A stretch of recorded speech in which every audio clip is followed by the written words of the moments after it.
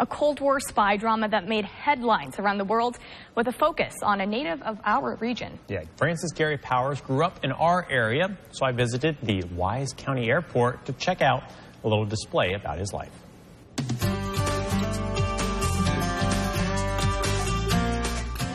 Francis Gary Powers grew up in Pound, Virginia, where his love for aviation started at an early age. And when he was a young boy, about 12 years old, he went to a country fair.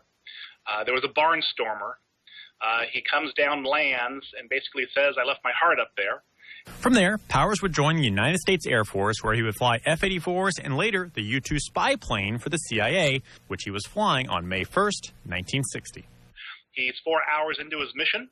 He's at an altitude of 70,000 feet.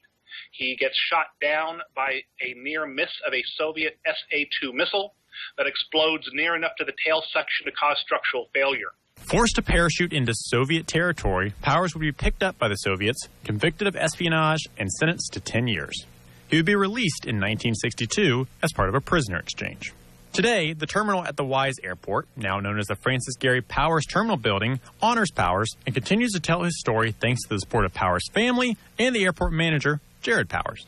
They think it's so random that we would have that here. And then when you tell them that Francis Gary Powers was from Wise County and that he grew up here, it makes sense to them. And then they come over and they'll ask us questions about what we have in the case. The display case holds memorabilia and other artifacts from the days when Powers lived in Wise. Back here in the back is his 1946 high school yearbook from Grundy, Virginia. To his early flying days.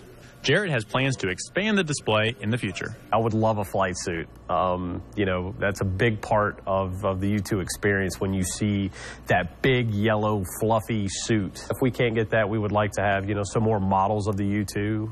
Any sort of documentation that we can get about the incident. It's been great to have it here and for them to actually see how local he was, you know, from Grundy to Milligan to... You know, that's our area. So it's been phenomenal. It's been good to have it in here. On a weekend drive in Wise, Virginia, meteorologist Ricky Matthews, News 5, WCYB.